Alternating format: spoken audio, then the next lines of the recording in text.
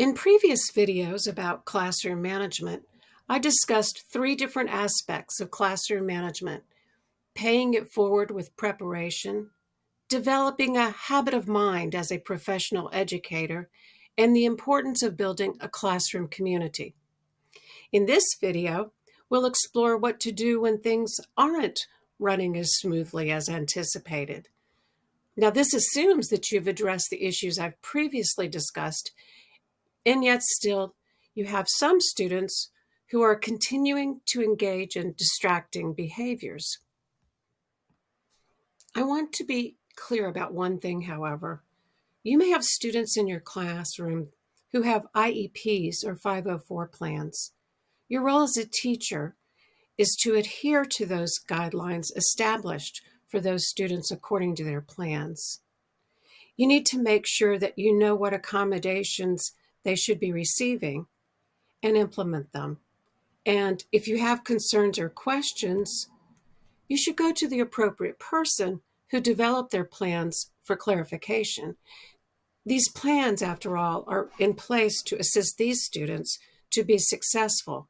So keep that in mind. Nonetheless, you may still have students who engage in distracting behaviors. Maybe they continue to disrupt the class by talking excessively while you're trying to teach, or talk about other things when they're supposed to be working on an assignment. In a well-managed classroom, these situations should be minimal. And I want to emphasize that what works in one classroom may not work in another classroom, because classroom management strategies depend on the context within which you teach. Understand that teaching in a school that serves a large number of students living with the consequences of poverty will experience more and a different set of challenges in the classroom. This may be the case if your classroom management plan is not running as smoothly as anticipated. I've taught in high poverty communities and have worked with teachers in communities with extreme poverty, so I know the challenges students and teachers face in these situations. In spite of this, effective teachers make sure that they are aware of how poverty impacts their students and understand their responsibility as an effective teacher who assists students to be successful regardless of their challenges. Understand that being poor isn't necessarily the problem. There are numerous examples of people who have grown up in poverty and overcome obstacles to become successful adults. However, research has demonstrated that poverty can have impacts on children that impact their ability to learn. For example, you may have a student who falls asleep in class. Well, that's an obvious problem that you need to address.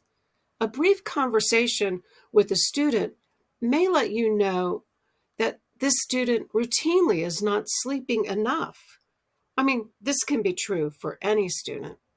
However, it is not uncommon for students who live with the consequences of poverty to be treated as an adult. They may be expected to take care of younger children at home, getting up at night to tend a crying baby. Researchers have identified this concept as adultification. What does this mean for you as a teacher? I recognize that this is a big problem and impacts a student's ability to learn, as well as having negative health consequences.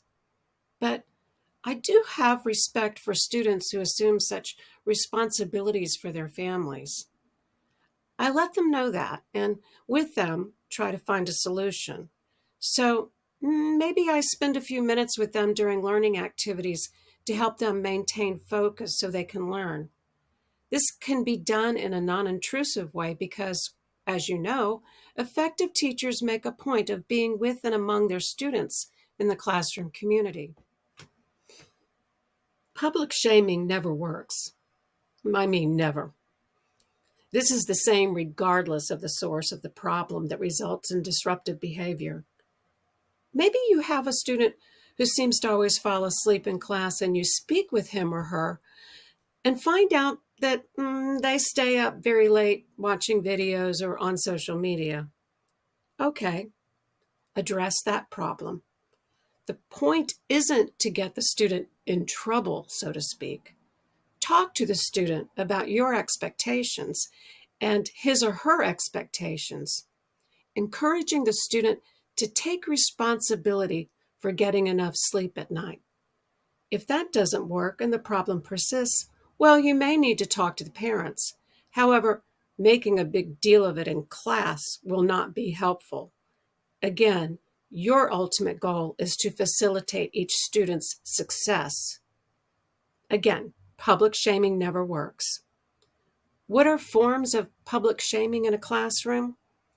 Well, hopefully you don't do what maybe you experienced as a student, writing names on the board with check marks for each infraction. I suppose teachers who do this never really thought about the fact that, at best, once a student's name is on the board, each check mark may actually be a badge of pride. At worst, it embarrasses the student and causes him or her to shut down and disengage. After all, the student who is caught in less than desirable behavior may not be the only one.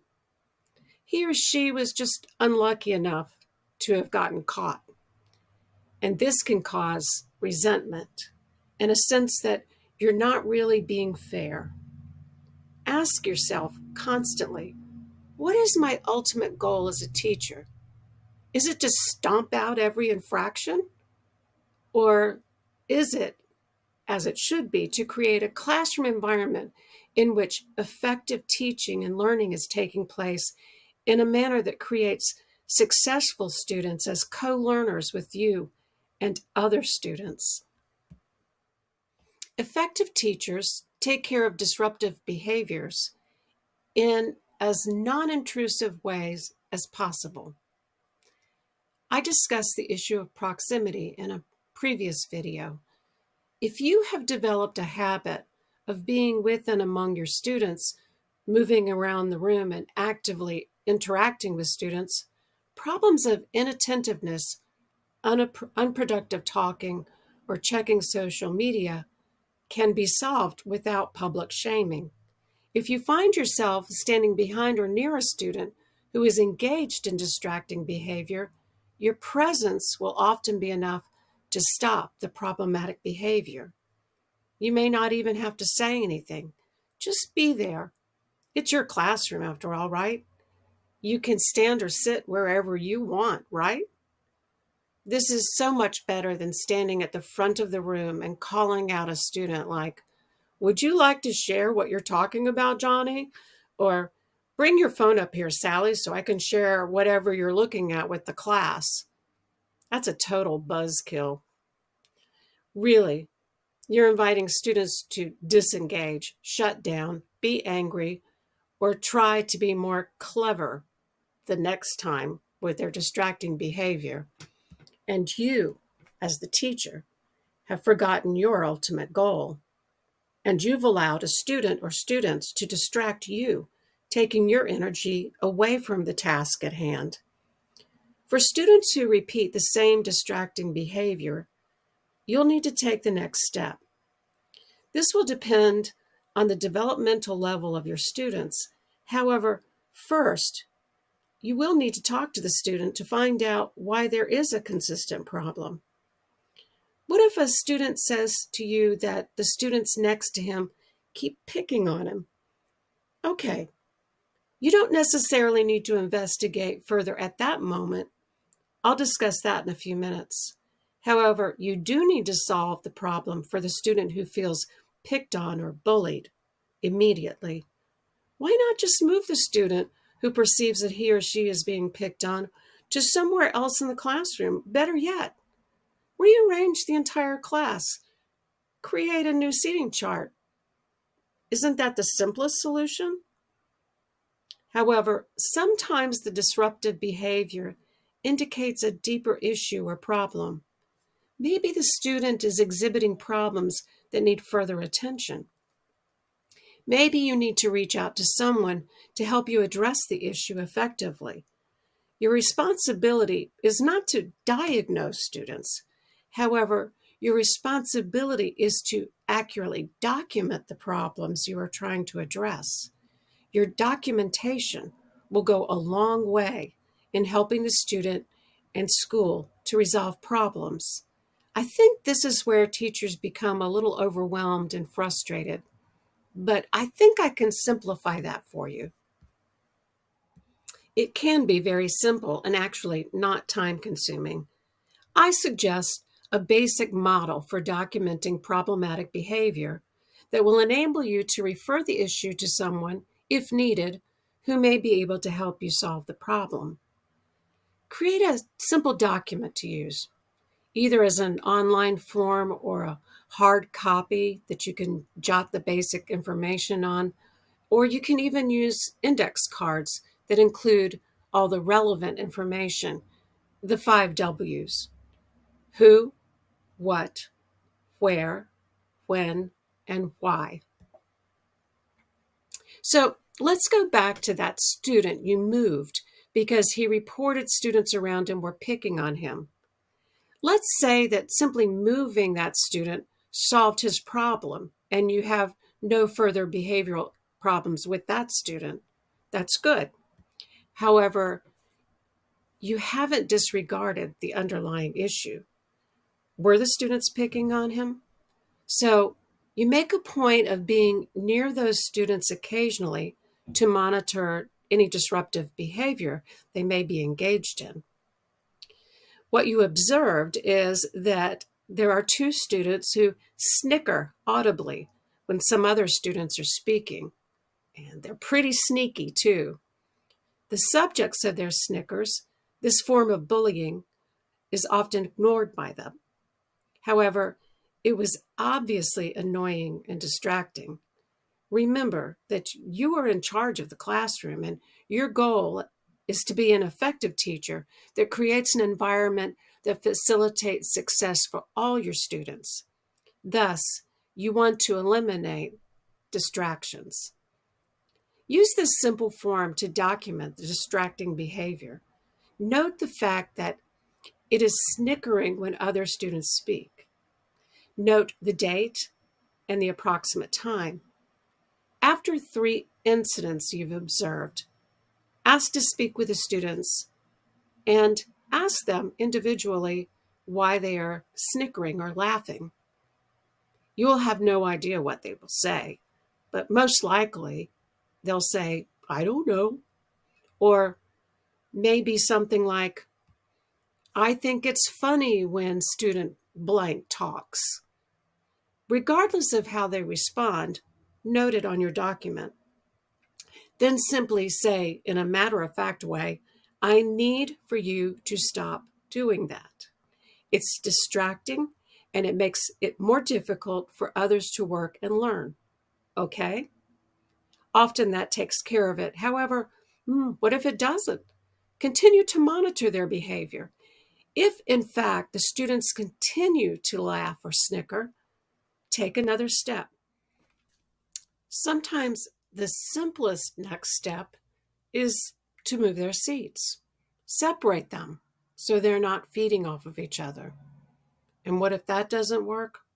Well, by then, you'll have the documentation that you need to take to an administrator or schedule a meeting with their parents to elicit their support. The point is, don't spend too much time on behavior management.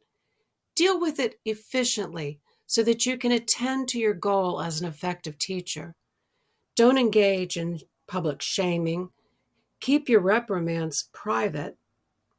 Document your concerns in an efficient manner, and don't let it get under your skin. Don't let emotional responses interfere with your agenda. I'm talking about you as the teacher. Don't react, act. I'll conclude with a brief discussion about what you can do if you already feel like you may have contributed to the problem. Maybe you've lost your temper and created a negative environment for a student or students. Maybe you punish the entire class for disruptive behavior by just one or two students. Maybe you engaged in public shaming of a student and caused him or her to shut down along with their friends. I mean, maybe you were right in that the student or students behaved in a way that was contrary to your expectations and interfered with the learning environment that you and your students have created. And you just can't tolerate the offending behavior anymore. However, I've learned over the years the importance of leaving a door open. What do I mean by that? Well, imagine that you've made someone at home so angry that they stormed out the front door. You may have been right. You may have been the injured party, so to speak. However, the angry outburst that caused a loved one to storm out the front door wasn't so egregious that it required a permanent break. Leave another door unlocked so they can come back in, metaphorically speaking. In other words, when it comes to your classroom community, there has been a breach in expectations. But have you made it possible for the offender to re-enter the community peacefully? Remember your ultimate goal as a teacher, and leave a door open so your classroom community can get back to the business of learning. Move on.